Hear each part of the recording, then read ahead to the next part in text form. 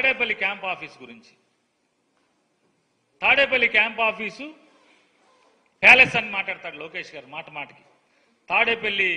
Tadepalli palace. నేను నారా లోకేష్ నాయుడు గారిని నేను ఒకటి రిక్వెస్ట్ చేస్తున్నా. నిజంగా మీలో ఎర్ర బుక్కు రాసింది నిజమైతే, అంత నిజంగానే మీరు కలేజా ఉన్న రాజకీయ నాయకుడైతే నేను మిమ్మల్ని రిక్వెస్ట్ చేస్తున్నా. హైదరాబాద్లో మీ జూబ్లీ హిల్స్ ఫోటోలు ఇంతవరకు ఎవరికన్నా చూపించారా? ఎవరన్నా ఒక్కసారి మీడియా టూర్ పెట్టండి. మీ హైదరాబాద్లో జూబ్లీ హిల్స్ ఇంటికి మీడియా టూర్ పెట్టండి, సాక్షి ఛానల్తో సహా. అలాగే జగన్మోహన్ రెడ్డి గారి ఇంటికి కూడా మీడియా టూర్ పెడదాం. లేదా ఒక రిటైర్డ్ జడ్జితో వాల్యుయేషన్ కట్టిద్దాం, ఒక టీం వేద్దాం, గవర్నమెంట్ నుంచి ఒక టీం వేయండి. మీ ఇంటి ఖరీదు, మీ ఇంటి బయట గోడల ఖరీదు, మీ ఇంటి గోడలు ఎంత ఎత్తున్నాయి, మీ ఇల్లు ఎంత విశాలంగా ఉంది, ఎన్ని వేల చదరపు అడుగుల్లో హైదరాబాద్లో జూబ్లీ హిల్స్లో ఈ గడిచిన 2000 ఓడిపోయిన కాంచి 2019 నుంచి 24 దాకా మీరు, మీ నాన్నగారు, మీ అమ్మగారు, మీ శ్రీమతి గారు, మీ అబ్బాయి గారు కాపురం ఉన్నటువంటి ఇల్లు విలువెంత, ఇంట్లో వాడిన రాయి ఏంటి, జగన్మోహన్ రెడ్డి గారి ఇంట్లో వాడిన రాయి ఏంటి, దాని విలువెంత, దీని విలువెంత, జగన్మోహన్ రెడ్డి గారి ఇంట్లో బాత్రూముల్లో కానీ లేకపోతే ఆయన ఇంట్లో కానీ వాడుకునే సామాను విలువెంత, మీ ఇంట్లో సామాను విలువెంత, జగన్మోహన్ రెడ్డి గారి ఇంట్లో సోఫాలు ఖరీదెంత, మీ ఇంట్లో మీరు వాడుతున్న సోఫాలు ఖరీదెంత, ఆడిట్ చేద్దాం రండి.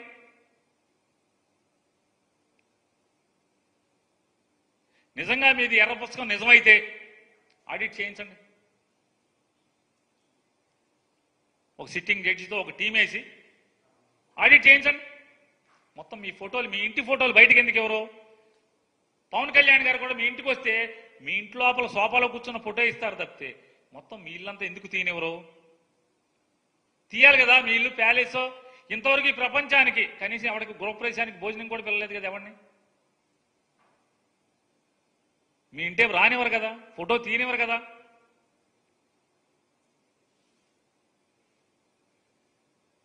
ఈ రకమైనటువంటి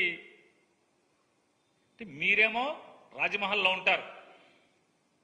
మీరు ఎన్టీ రామారావు గారు మనవడు పని పేరు మీద రామారావు గారిని ఏమో కొల్లబొడిచారు, రామారావు గారిని ఏమో ఎన్నో అవమానాలు చేశారు, అన్ని చేశారు, మీద చెప్పులు వేశారు, అధికారాన్ని లాక్కున్నారు.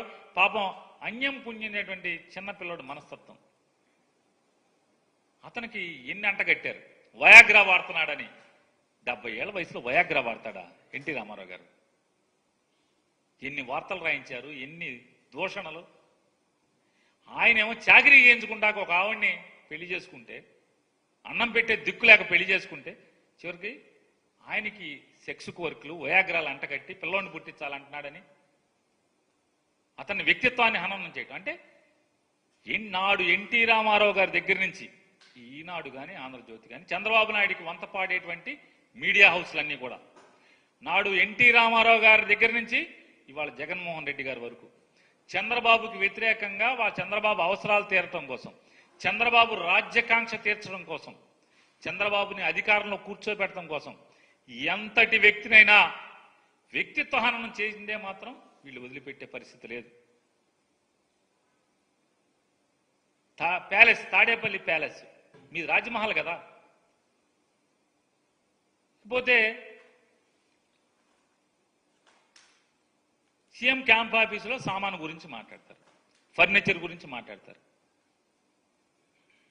సీఎం గారి ఆఫీస్కి మీ ఆఫీసులో ఫర్నిచర్ ఎవరు వేశారు లెక్కలు తీయండి. మీ నాన్నగారు ఆఫీసులో ఫర్నిచర్ ఎక్కడది? ఉంది కదా, గవర్నమెంట్ కొంటది కదా. అంతెందుకు, ఆ ఇల్లు గవర్నమెంట్ది కాదు, ఎవరిదో తెలీదు, మీరు అద్దె కడుతున్నారో తెలియదు, అద్దె కడతలేదో తెలియదు. మీ నాన్నగారేమో అది గవర్నమెంట్ది అంటారు, లింగం నరేష్ గారేమో గవర్నమెంట్ది అంటాడు ఒకసారేమో నాది కాదు లింగం నరేష్ అంటారు మీ నాన్నగారు. ఆ ఇల్లు ఎవరిదో చెప్పరు మీరు. కానీ ఆ ఇంటికి రైతుల భూములోంచి ప్రభుత్వ ప్రజాధనంతో తారు రోడ్లు వేసేస్తారు.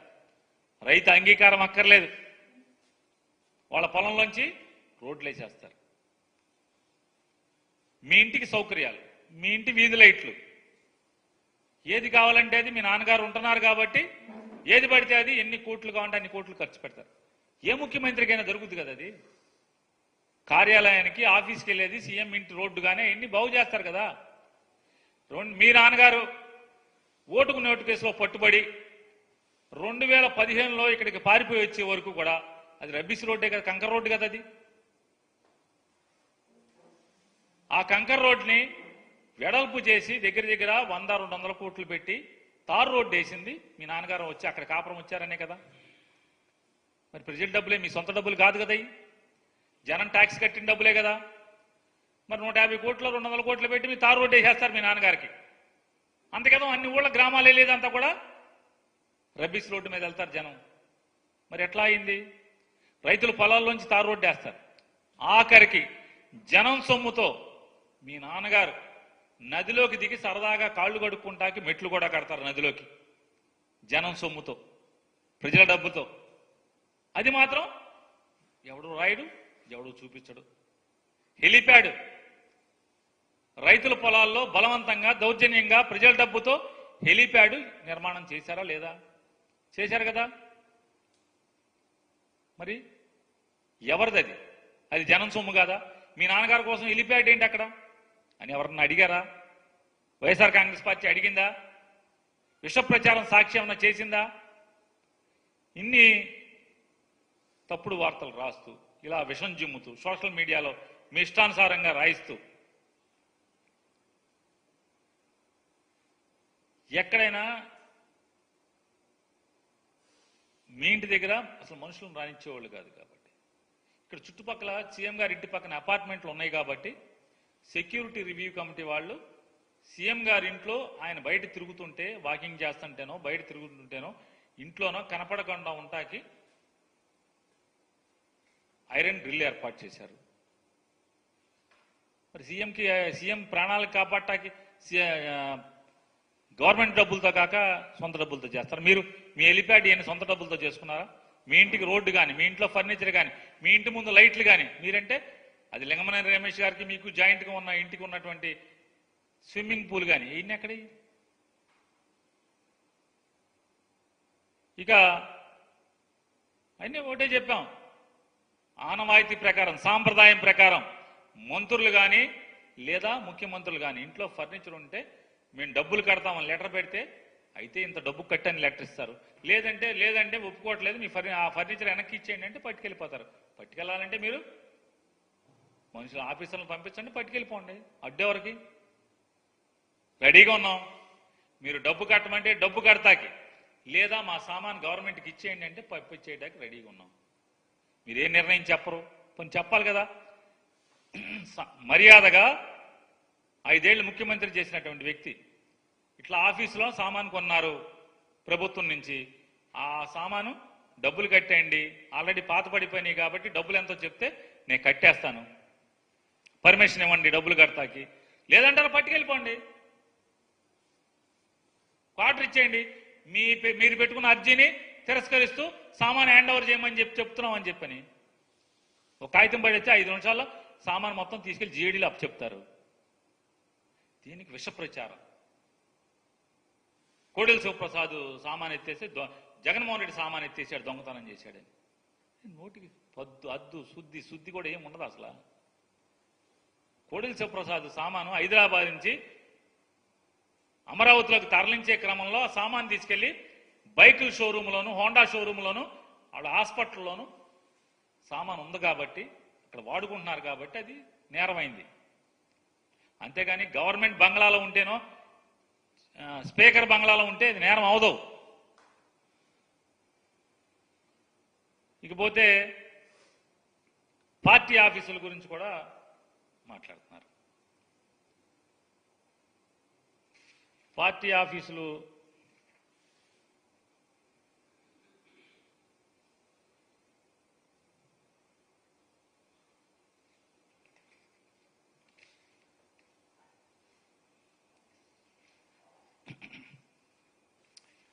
ఆఫీసులకి అసలు ఈ పురాణానికి ఈ కార్యక్రమాలకి తెరలైపోయింది ఎవరు? GO number 340 dated 21/7/2016 GO number 340 అనే జీవోని తీసుకొచ్చింది నారా చంద్రబాబు నాయుడు గారి ప్రభుత్వం. దీంట్లో ఏమని ఇచ్చారు? రిఫరెన్స్ ఇచ్చారు 31/8/1987. అప్పట్లో ఏదో పార్టీ ఆఫీసులకి స్థలాలు ఇచ్చినటువంటి ఆనవాయితీ ఉందంట. ఆ జీవోని రిఫర్ చేస్తూ ఆ జీవోని మొత్తం మాడిఫై చేస్తూ కొత్త జీవో ఇస్తున్నాము. ఆ జీవో ప్రకారం కేటగిరీ 1 జాతీయ పార్టీలు రాష్ట్ర స్థాయిలో గుర్తింపు పొందినటువంటి పొలిటికల్ పార్టీలు ఎవరికైతే అసెంబ్లీలో 50% తగ్గకుండా, శాసనసభలో 50% తగ్గకుండా సభ్యులున్నారో వాళ్ళ కేంద్ర కార్యాలయం కట్టుకుంటాకి 4 ఎకరాలు కేటగిరీగా ఇచ్చారు. కేటగిరీ వైజ్ ఆ సంఖ్య 25% అంటే 50% లోపు 25% పైన ఉంటే కనుక ఆ పొలిటికల్ పార్టీకి అరెకరం, 25% కంటే లోపుండి ఒక్క సభ్యుడైనా ఉంటే గనక 1000 గజాలు. ఇది వాళ్ళు ఇచ్చింది. అలాగే జిల్లా హెడ్ క్వార్టర్లో కూడా స్థలాలు కేటాయించవచ్చు అని ఇస్తూ 33 సంవత్సరాలు lease, rent lease ₹1000 per acre per annum, సంవత్సరానికి ₹1000 ఎకరానికి. చంద్రబాబు నాయుడు గారి జీవో ఇది. గవర్నమెంట్ శాంక్షన్ చేస్తుంది అని చెప్పిన 33 ఏళ్ళు లీజ్ అని చెప్పిన జీవో ఇస్తే ఈ జీవోని ఆధారం చేసుకుని చంద్రబాబు నాయుడు గారి ప్రభుత్వం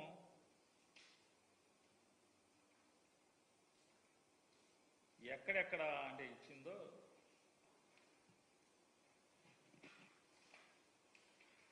ఇదిగోండి.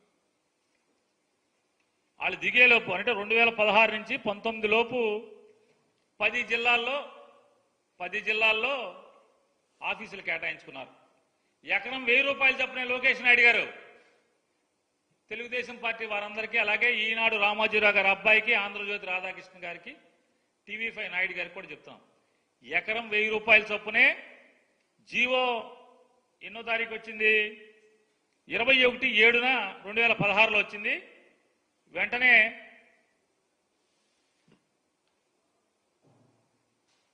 ఈ 2015లోనే జీవో 16లో వచ్చింది. 2015లో సపరేట్ జీవో తెచ్చుకున్నారు. 2015లో గెలవంగానే సపరేట్ జీవో తెచ్చుకుని కడప, వైఎస్ఆర్ కడపలో ఎకరం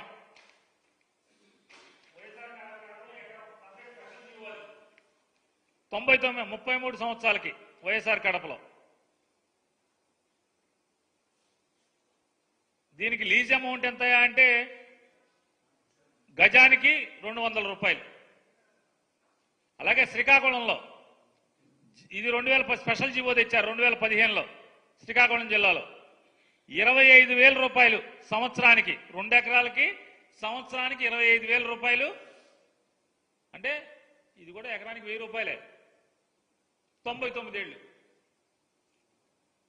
తర్వాత జీవో ఇచ్చిన తర్వాత 2016లో జీవో ఇచ్చిన తర్వాత వీళ్ళ కేంద్ర కార్యాలయం రోజు చంద్రబాబు నాయుడు గారు, మొత్తం లోకేష్ నాయుడు గారు ఇక్కడ మంగళగిరిలో వెళ్ళి కూర్చుంటున్నారు కదా ఆఫీసు 99 ఏళ్ళకి ఇచ్చారు. ఈ జీవోని తోసి రాజని చూడండి. కలెక్టర్ ఏం చెప్తారు? కలెక్టర్లు అందరూ కూడా ఏదో చెంచాగిరి చేశారంటున్నారు కదా. అప్పుడున్న కలెక్టర్ 2017లో ఎవరుంటే ఆ కలెక్టర్, గుంటూరు జిల్లా కలెక్టర్ చెంచాగిరి చేశాడా, గరిటిగిరి చేశాడా? ఏం చేశాడు? చెంబుగిరి చేశాడా? ఏ గిరి చేశాడు? 33 ఏళ్ళు లీజు మించి ఇవ్వకూడదని చెప్పని జీవో మీరే ఇచ్చి 99 ఏళ్ళకి మీరే లీజు తీసుకుంటారా కలెక్టర్తో? ఎలా రాస్తాడు ఆ కలెక్టర్ 99 ఏళ్ళకి? అలాగే విజయనగరం ఎకరం, గుంటూరు 20 సెంట్లు, గుంటూరు జిల్లా ఆఫీస్ అది చిలకూరుపేటలో, కృష్ణా విజయవాడలో ఇరిగేషన్ స్థలం. మొన్న ఎవరో మాట్లాడుతున్నాడు ఇరిగేషన్ స్థలాలు, మొత్తం అన్ని గవర్నమెంట్ స్థలాలే. ఇరిగేషన్ స్థలం 95 సెంట్లు, ప్రకాశం ఎకరా 96 సెంట్లు, వైఎస్ఆర్ కడప 2 ఎకరాలు చిత్తూరు. చూడండి, వైఎస్ఆర్ కడప, చిత్తూరు, శ్రీకాకుళం గవర్నమెంట్ దిగిపోయేటువంటి నెల ముందు జనవరి ఆఖరిలో 24/1/2019, 24/1/2019, 24/1/2019 ఒకే రోజు 3 జిల్లాల్లో స్థలాలను జీవో ఇచ్చి తీసుకున్నారు. 33 ఏళ్ళు లీజు, ఎకరం 1000 రూపాయలు. పెద్ద పెద్ద సులుకబులు చెప్తున్నారు ఇప్పుడు. మొత్తం అంతా ఎకరం 1000 రూపాయలు ఏంటి? అసలు గవర్నమెంట్ ల్యాండ్ తీసుకోవడం ఏంటి? 10 జిల్లాల్లో ఆఖరికి రోజు చంద్రబాబు నాయుడు గారు కూర్చునేటువంటి ఆ మీటింగులు చెప్పేటువంటి జగన్మోహన్ రెడ్డి గారిని బూతులు తిట్టించినటువంటి ఆఫీసు కూడా గవర్నమెంట్దే. అంతెందుకండి, నారా లోకేష్ గారు ట్వీట్ చేశారు 23 జూన్ 2024 10 గంటల 1 నిమిషం, ఉదయం 10 గంటల 1 నిమిషానికి ఆయన ట్వీట్ చేశారు. నారా లోకేష్ గారు ఏమని ట్వీట్ చేస్తారంటే, లోకేష్ గారు, జగన్, ఆంధ్రప్రదేశ్ రాష్ట్రం నీ తాత రాజారెడ్డి జాగీరా. వైసీపీ కోసం 26 జిల్లాల్లో 42 ఎకరాలకు పైగా 1000 రూపాయల నామమాత్రపు లీజుకి 33 ఏళ్లకు కేటాయించుకున్నావు. జనం నుంచి దోచుకున్న 500 కోట్లతో ప్యాలెస్ కడుతున్నావు. నీ ఒక్కడి భూదాహానికి కబ్జా అయిన 600 కోట్లకు పైగా విలువైన 42 ఎకరాల్లో 4200 మంది పేదలకు సెంటు స్థలాలు చొప్పున ఇవ్వచ్చు. నీ విలాసాల ప్యాలెస్ల నిర్మాణానికి అయ్యే 500 కోట్లతో 25,000 మంది పేదలకు ఇళ్లు కట్టి ఇవ్వచ్చు అని ట్వీట్. కింద మా పార్టీ ఆఫీస్ ఫోటోలు కూడా పెట్టాడు. నేను నారా లోకేష్ గారిని ఒకటే అడుగుతున్నాను, అయ్యా, నువ్వు పిల్లోడిగా ఉన్నప్పుడు నీ హైదరాబాదు మీ నాన్నగారు కట్టించినటువంటి పార్టీ ఆఫీసు ఏంటిది? ఇది పూరిపాక, రేకుల చెడ్డ? ఇదేమన్నా పోనీ ఒకే గది ఉన్నటువంటి స్లాబా? దీని చరిత్ర ఏంటి? దీని బతికేంటి? దీన్ని ప్రభుత్వం నుంచి పార్టీ ఆఫీస్కు తీసుకుని, పార్టీ ఆఫీస్ నుంచి దీన్ని ఎన్టీఆర్ ట్రస్ట్ అని ఇప్పుడు ప్రస్తుతం మీ అమ్మగారు చూస్తున్నట్టున్నారు. దీనికి యజమాన్యం అంటే ట్రస్టీ కింద. అంటే నాకు తెలిసినంత వరకు, తప్పు అయితే వెనక్కి తీసుకుంటున్నా, క్షమాపణ కూడా కోరుతాను. ఈ ట్రస్ట్ భవనానికి, ట్రస్ట్కి రాసేశారు. పార్టీ ఆఫీస్ స్థలాన్ని ట్రస్ట్కి బదలాయించారు. దీన్ని రెగ్యులరైజ్ కూడా చేసుకున్నారు, ఎందుకంటే నాన్నగారు సీఎంగా ఉన్నారు కాబట్టి. ఇది ఫస్ట్గా ఎన్టీ రామారావు గారు ఉన్నప్పుడు కేటాయించినటువంటి పార్టీ ఆఫీసు కేటాయించిన స్థలం ఇది. దీన్ని చంద్రబాబు నాయుడు గారు రామారావు గారిని పడేశాక, చంద్రబాబు నాయుడు గారు ముఖ్యమంత్రి అయిన తర్వాత, సబ్జెక్ట్ టు కరెక్షన్, నాకు గుర్తున్నంత వరకు చంద్రబాబు నాయుడు గారు సీఎం అయిన తర్వాతే దీన్ని పార్టీ ఆఫీసు ఆస్తిని ట్రస్ట్ ఆస్తి కింద బదలాయింపు జరిగింది. దాన్ని గవర్నమెంట్లో రెగ్యులరైజేషన్ కూడా జరిగింది. తప్పు అయితే వెనక్కి తీసుకుంటాను, మన్నించమని కోరుతాను. ఈ ఆఫీస్ ఇదేమన్నా రేకుల చెడ్డ హైదరాబాద్లో? దీంట్లో ఏం నడుస్తుంది? పార్టీ ఆఫీస్ నడుస్తుందా, లేకపోతే యోగా గీగా ఏమైనా చేస్తున్నారా దీంట్లో? ఈ ట్రస్ట్లో ఏం స్వచ్ఛందం నడుస్తుంది ఇవాళ? ఇది మీ నాన్నగారి చరిత్ర. ఇక మంగళగిరిలో జీవో 33 ఏళ్లకుంటే మీరు 99 ఏళ్లకి మీరు తప్పుడు లీజు తీసుకున్నటువంటి ప్రభుత్వ భూమి. దీంట్లో చెరువులు, కుంటలు, బోధులు అవి కూడా ఉన్నాయని చెప్తున్నారు. దీనికి ప్లాన్ ఉందా? ఒకసారి ప్లాన్ ఉంటే చూపించండి ఒకసారి. మొత్తం భూమి మొత్తం ఎంత ఉంది కొలతలేద్దామా? కొలతలేయించండి. ఇదేమన్నా రేకుల షెడ్డా? ఇదిగో మంగళగిరి ఆఫీస్, ఇది రేకుల షెడ్డా? చూడండి, పూరిపాక, మీరు కట్టినటువంటి పూరిపాక ఆఫీస్.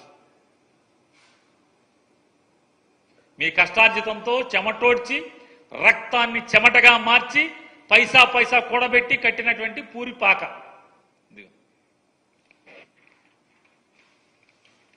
ఈ మీరు కట్టినటువంటి పార్టీ పూరిపాక ఆఫీసు, రేకుల షెడ్లు.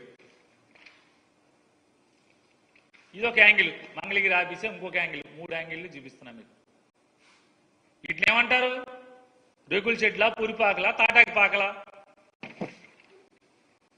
కాకినాడ ఆఫీసు ప్రభుత్వ స్థలం, ఎకరా 1000 రూపాయలకి లీజుకు తీసుకుని, మీ నాన్నగారు 2014 తర్వాత ముఖ్యమంత్రి అయిన తర్వాత జీవో నెంబర్ 340 ద్వారా మీరు లీజుకు తీసుకుని కట్టినటువంటి పార్టీ ఆఫీస్ రేకుల షెడ్ పూరిపాకలో. తాటాకులు లోకేష్ గారు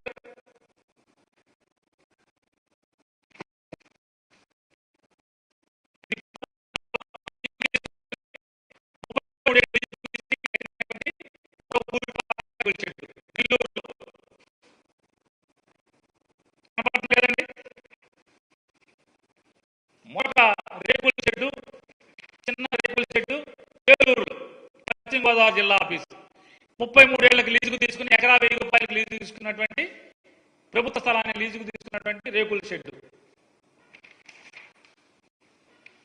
గుంటూరులో మరో చిన్న పూరిపాక చిన్న ఆఫీసు. వైజాగ్లో విశాఖపట్నంలో మరొక చిన్న రేకుల షెడ్డు. ప్రభుత్వ స్థలం ఎకరా 1000 రూపాయలకి లీజుకు తీసుకున్నటువంటి ప్రభుత్వ స్థలం, ప్రజాస్థలం, ప్రజల ఆస్తి.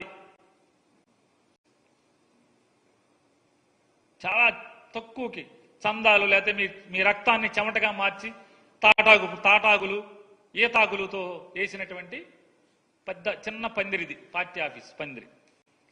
ఇది లోకేష్ గారు భాగవతం. ఆయన ట్వీట్ చూశారు కదండి, లోకేష్ గారు ట్వీట్ చూశారు. రాజ్మహల్ అంటే ఇవన్నీ ఏంటి, ఈ పార్టీ ఆఫీసులన్నీ ఇవన్నీ ప్రభుత్వ స్థలాలు కదా.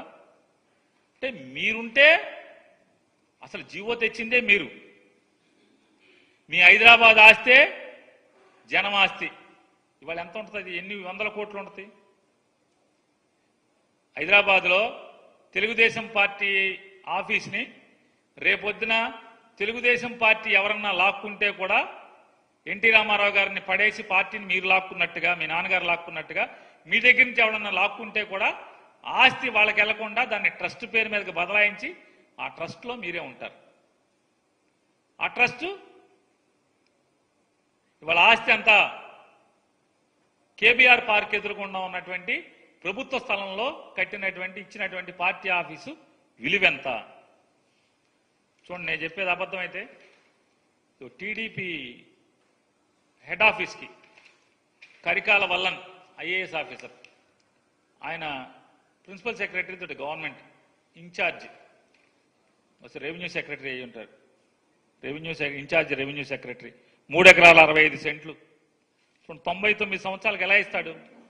33 ఏళ్లకి జీవో ఉంటే 33 ఏళ్లకే ఎక్స్టెండ్ చేయాలి. పార్టీ కనుక బతికుంటే 33 ఏళ్ల తర్వాత కూడా పార్టీ బతికుంటే దాన్ని 99 ఏళ్ళకి ఎక్స్టెండ్ చేయమని జీవో. మరి 99 ఏళ్ళకి లీజ్ ఎట్లా ఇస్తాడు? మీ గవర్నమెంటే కదా అప్పుడు. మరి ఎలా తీసుకున్నారు దీన్ని? ఈ ఐఏఎస్ ఆఫీసర్లు ఏమంటారు? అంటగాగారంటారా, మంచం కాగారంటారు, ఏమంటారు దీన్ని? వీళ్ళని ఈ ఐఏఎస్ ఆఫీసర్లు మరి మీరు రాయాలి కదా. జగన్మోహన్ రెడ్డి గారితో అంటగాగిన ఆఫీసర్లకి పనిష్మెంట్లు, అంటగాగిన ఆఫీసర్లకి వాతలు పెడుతున్నారు. మరి వీళ్ళకి ఎవరు పెట్టాలి వాతలు? మేమేం పెట్టలేదే.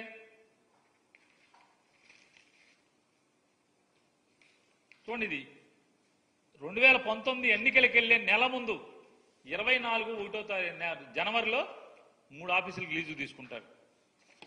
ఈ తంతంతా చేసేయచ్చు. అంటే ఎన్ని పిల్లి కళ్ళు మూసుకుని పాలు తాగితే లోకం చూడలేదనుకోవటం అంటే అంతకన్నా పిచ్చితనం ఇంకోటి లేదనేది కూడా మీరు గుర్తుపెట్టుకోమని చెప్పని, ఇటువంటి ఫేక్ న్యూస్ ఫ్యాక్టరీల నుంచి మీరు ఎన్ని చేసినా ఖచ్చితంగా మేము మా గొంతిప్పి సత్యాన్ని, నిజాలని ప్రపంచానికి చెప్తానే ఉంటాము.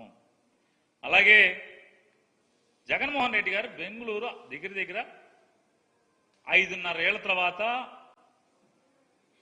6 ఏళ్ల తర్వాత బెంగళూరు వెళ్ళాడు. ఆయన వెళ్తే బెంగళూరు మొత్తం ఈ ఛానల్స్ లేకపోతే అలా ఈ ఫేక్ న్యూస్ ఫ్యాక్టరీల నుంచి కాంగ్రెస్ పార్టీలో విలీనం చేయడానికి జగన్మోహన్ రెడ్డి డీకే శివకుమార్తో కలిశాడు.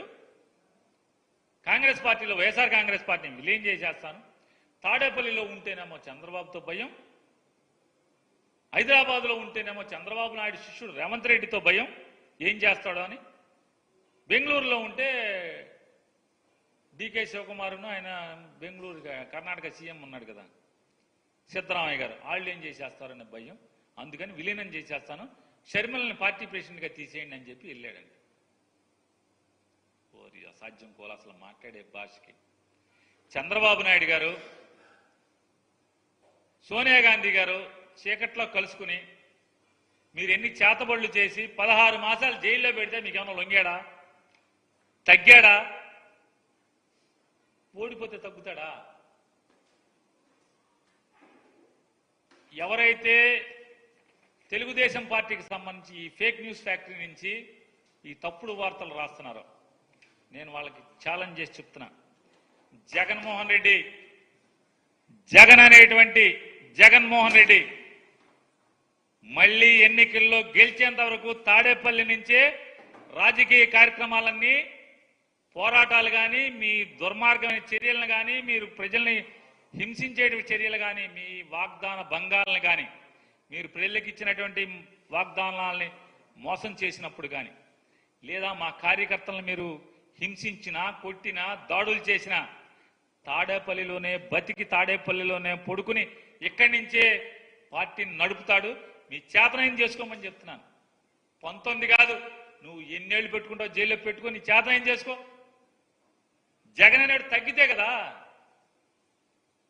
ఎవడి గురించి మీరు రాసే తప్పుడు వార్తలు? కాంగ్రెస్ పార్టీ భారతదేశంలో దేశం మొత్తం మీద జరిగినటువంటి ఎన్నికల్లో వచ్చిన ఓట్ల శాతం 5వ పెద్ద పార్టీ వైఎస్ఆర్ కాంగ్రెస్ పార్టీ. జగన్ నాయకుడు దానికి. భారతీయ జనతా పార్టీ, కాంగ్రెస్ పార్టీ, తృణమూల కాంగ్రెస్ ఇట్లాంటి అన్ని పార్టీలతో మొత్తం తెలుగుదేశంతో సహా పోల్చుకుంటే అత్యధిక పెద్ద పార్టీ, తెలుగుదేశం కన్నా కూడా పెద్ద పార్టీ ఓట్ల శాతం వచ్చిన దాంట్లో సీట్లు తగ్గచ్చు. ఎందుకని 25 మందిని కలిసి చేసుకొస్తే తగ్గచ్చు, ఏముంది పెద్ద. సింగిల్ గానే ఫైట్ చేసి వైఎస్ఆర్ కాంగ్రెస్ ఫ్యాన్ గుర్తుకు వచ్చినటువంటి ఓటు 5వ పెద్ద స్థానం ఓట్ల శాతం వచ్చింది. జగన్ తగ్గిది. మీరు 19 మాసాలు లోపల ఉంచితేనే తగ్గనోడు, జైల్లో మగ్గదీస్తేనే తగ్గనోడు, తప్పుడు కేసులు పెట్టి. మీకు భయపడతాండి. ఏంటి మీకు భయపడేది? ఎవరు భయపడేది? కొంతమంది జంపింగ్ జాపాంగాళ్ళు ఉంటారు, ఇడుదోక అడుదోక. అట్టంటి వాళ్ళు ఏమన్నా భయపడాలి మీకు?